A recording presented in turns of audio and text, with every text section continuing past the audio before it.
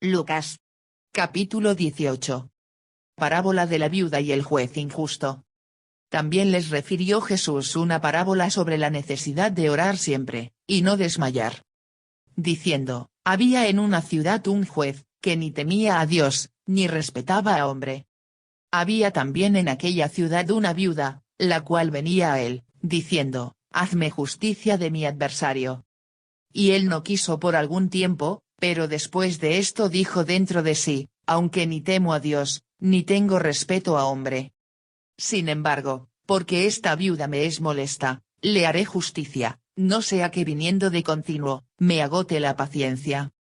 Y dijo el Señor, oíd lo que dijo el juez injusto.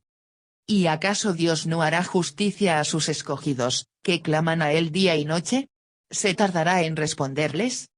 Os digo que pronto les hará justicia. Pero cuando venga el Hijo del Hombre, ¿hallará fe en la tierra? Lucas 18,18. En la Biblia, viuda no es sinónimo de anciana. Como las muchachas se casaban los 12 o 13 años, muchas mujeres quedaban viudas aún muy jóvenes. Las viudas podían volver a casarse. Si lo hacían, bastaba un mes de noviazgo, en lugar de un año entero, plazo habitual antes de los esponsales. Si suponemos que cuando Jesús inició su actividad en Galilea, ya habría muerto José, María quedaría viuda a los 30 o 40 años. Su condición social le hacía dependiente de su hijo, que tenía la obligación de mantenerla. Pero seguramente ella se ganaría también la vida con el trabajo de sus manos. Las mujeres campesinas de Israel tenían más libertad que las de la ciudad en muchas cosas. La necesidad de sacar la familia adelante las llevaba a trabajar a la par que el hombre en las faenas agrícolas. Las mujeres participaban en la cosecha, en la siega, en la vendimia, junto con los varones, o trabajaban por su cuenta, contratadas por los terratenientes de la zona. En la historia de Israel hubo mujeres que participaron muy activamente en las luchas del pueblo y que llegaron a tener un gran prestigio. Débora, jueza de Israel, vencedora de batallas, Jueces 4 y 5, Esther, heroína popularísima, y Judith, que derrotó por la astucia al tirano Holofernes, son importantes figuras femeninas de la historia de Israel. Tanto Esther como Judith dan nombre a dos libros de la Biblia, que cuentan sus historias. La administración de justicia en Israel comienza en los mismos orígenes de la historia del pueblo con los ancianos designados por Moisés, pero no se tienen datos precisos sobre cómo eran exactamente los juicios o cuál la forma de presentar los pleitos en tiempos de Jesús. La institucionalización de la justicia variaba mucho según las regiones. Nazaret era una aldea demasiado pequeña para tener un juez local propio. Los jueces locales decidían en casos de menor importancia, en pequeños conflictos. Los ricos los compraban con regalos y no eran justos en sus decisiones. Los profetas de Israel denunciaron la corrupción de los tribunales, las prebendas recibidas por los jueces y los atropellos cometidos contra los pobres. Amós 5, 7-13. Clamaron siempre porque en los tribunales se hiciera justicia e identificaron el derecho de Dios con el derecho del pobre. Entre los pobres, los profetas destacaban, como desamparados por excelencia, al extranjero, al huérfano y a la viuda. Parábola del fariseo y el publicano. A unos que confiaban en sí mismos como justos, y menospreciaban a los otros, dijo también esta parábola. Dos hombres subieron al templo a orar. Uno era fariseo, y el otro publicano. El fariseo, puesto en pie, oraba consigo mismo de esta manera: Dios, te doy gracias porque no soy como los otros hombres, ladrones, injustos, adúlteros, ni aun como este publicano. Ayuno 2 veces a la semana, doy diezmos de todo lo que gano. Mas el publicano, estando lejos, no quería ni aun alzar los ojos al cielo, sino que se golpeaba el pecho, diciendo: Dios, sé propicio a mí, pecador. Os digo que éste descendió a su casa justificado antes que el otro, porque cualquiera que se enaltece, será humillado, y el que se humilla será enaltecido. Lucas 18,9-14. El movimiento fariseo, compuesto por laicos varones, tenía mucha importancia en tiempos de Jesús. Se calcula que contaba con más de 6.000 miembros por entonces. Aunque los jefes del movimiento eran personas instruidas y de clase social elevada, tenían muchos adeptos entre las clases populares. Sus comunidades eran cerradas, como sectas. Se consideraban los buenos, los salvados, los predilectos de Dios. Para entrar a formar parte del grupo de los fariseos se seleccionaba mucho a los candidatos y había un periodo de formación de 1 o 2 años. El centro de la práctica farisea era el cumplimiento escrupuloso de la ley, según la interpretación que ellos mismos hacían de la Escritura. En tiempos de Jesús, los fariseos habían establecido en la ley 613 preceptos. De ellos, mandamientos eran positivos y 365 eran prohibiciones. Convertían así la voluntad de Dios la ley en un yugo pesado y agobiante. Los que no cumplían todas estas normas puntualmente eran considerados malditos. Los fariseos despreciaban a la masa del pueblo y estaban convencidos de que era gente incapaz de conseguir la salvación. A pesar de eso, habían logrado captar a algunas capas populares, sobre todo, porque eran anticlericales. Estaban en contra de la jerarquía sacerdotal y proclamaban que la santidad no era solamente cosa de sacerdotes, sino que cualquier fiel laico podía llegar a ella. Sin embargo, esta verdad la desvirtuaron al interpretar en la práctica en qué consistía ser santo. Reducían la santidad a cumplir escrupulosamente una serie de actos piadosos, ayuno, limosna, rezos. Los fariseos eran formalistas y vivían de ritos. Salvarse era para ellos una cuestión de acumular más y más méritos. Ayunaban los lunes y los jueves aunque la ley solo ordenaba un día de ayuno al año. Pagaban impuestos al templo, los diezmos hasta por hierbas insignificantes y marcaban fanáticamente la distancia con los pecadores. Jesús bendice a los niños.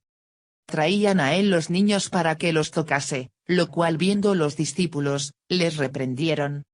Mas Jesús, llamándolos, dijo, dejad a los niños venir a mí, y no se lo impidáis, porque de los tales es el reino de Dios. De cierto os digo, que el que no recibe el reino de Dios como un niño, no entrará en él. En el ambiente en que vivió Jesús, los niños valían muy poco y las niñas aún menos. De las niñas se decía que eran un tesoro ilusorio. Los hijos se consideraban como una bendición de Dios, pero su importancia no era real hasta que no llegaban a la mayoría de edad.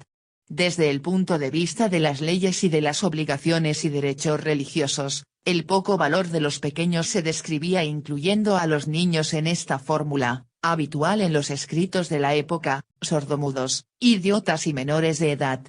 También aparecían citados junto a los ancianos, enfermos, esclavos, mujeres, tullidos, homosexuales y ciegos.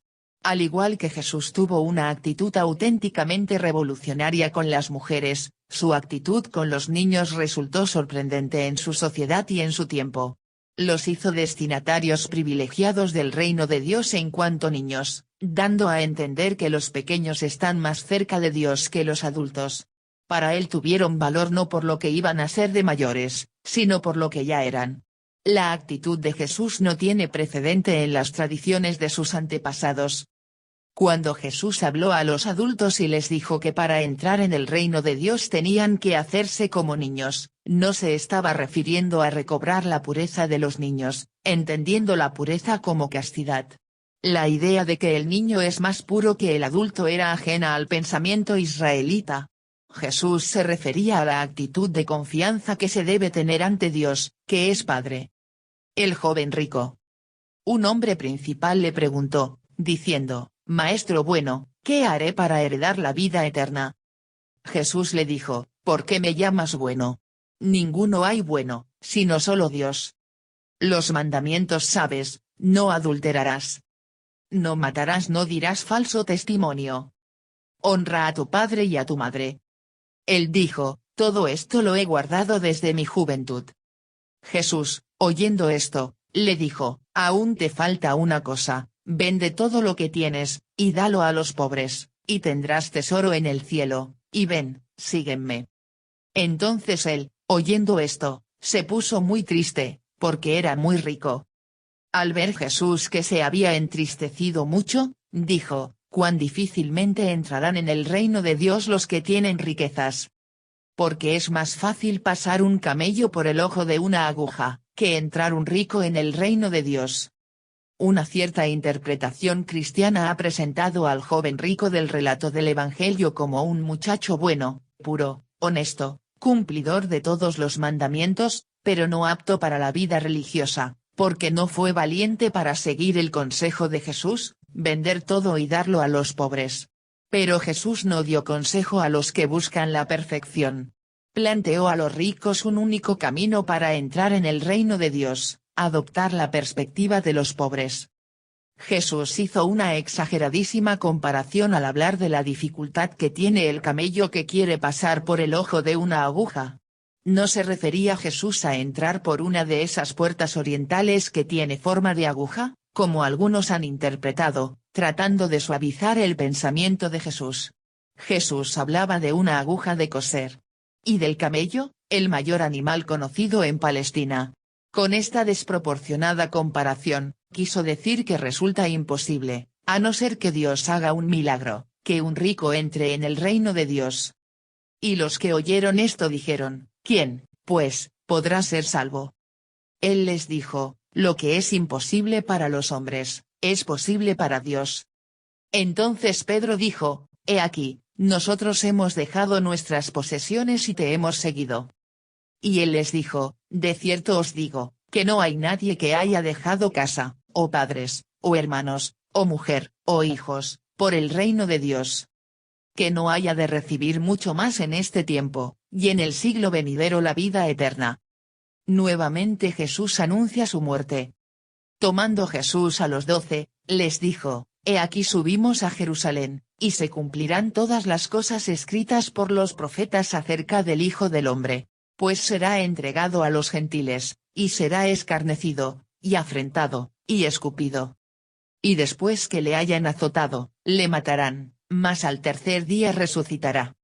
Pero ellos nada comprendieron de estas cosas, y esta palabra les era encubierta, y no entendían lo que se les decía. Un ciego de Jericó recibe la vista. Aconteció que acercándose Jesús a Jericó, un ciego estaba sentado junto al camino mendigando. Y al oír a la multitud que pasaba, preguntó qué era aquello. Y le dijeron que pasaba Jesús Nazareno. Entonces dio voces, diciendo, Jesús, Hijo de David, ten misericordia de mí. Y los que iban delante le reprendían para que callase, pero él clamaba mucho más, Hijo de David, ten misericordia de mí. Jesús entonces, deteniéndose, mandó traerle a su presencia, y cuando llegó, le preguntó, diciendo, ¿qué quieres que te haga? Y él dijo, Señor, que reciba la vista. Jesús le dijo, recíbela, tu fe te ha salvado. Y luego vio, y le seguía, glorificando a Dios, y todo el pueblo, cuando vio aquello, dio alabanza a Dios. En medio del desierto de Judea, Jericó aparece como un oasis, verde y fértil. Se le llama también la ciudad de las palmeras. De estas palmeras se obtenía un vino fuerte y un bálsamo usado como medicina y como perfume. Eran conocidas y famosas las rosas de Jericó, Eclesiástico 24:14, aunque no se tiene seguridad de que esas rosas sean las flores que hoy se conocen como tales. Algunos creen que eran las adelfas, típicas de los climas cálidos. La fertilidad de Jericó depende de la fuente de Eliseo. Según la tradición, el profeta Eliseo, discípulo del gran profeta Elías, había purificado y hecho fecundas las aguas de esta fuente, antiguamente salobres. 2 Reyes, 2:14-22. El texto evangélico apenas aporta datos sobre quién fue Bartimeo y sobre el origen de su ceguera, aunque resulta curioso que conserve su nombre, detalle poco frecuente en los relatos de las curaciones hechas por Jesús. La muerte por suicidio es un hecho casi ausente en toda la Biblia. Aparece un solo caso en todo el Antiguo Testamento, 2 Samuel 17:23. Otros casos serían los de guerreros que se dieron muerte antes de caer en manos del enemigo, como sucedió con Saúl, primer rey de Israel, 1 Samuel 31:1-6. En el Nuevo Testamento el único caso de suicidio es el de Judas. La escasez de casos de muerte por suicidio puede deberse al gran aprecio a la vida que caracterizaba al pueblo de Israel. Para los israelitas, la vida venía de Dios y a Dios solo pertenecía. Vivir era el destino del ser humano y siempre era mejor que la muerte. Israel fue un pueblo amante de la vida y solo algunos libros del Antiguo Testamento, marcados por un cierto pesimismo, llegaron a afirmar que era mejor la muerte que una vida de enfermedad.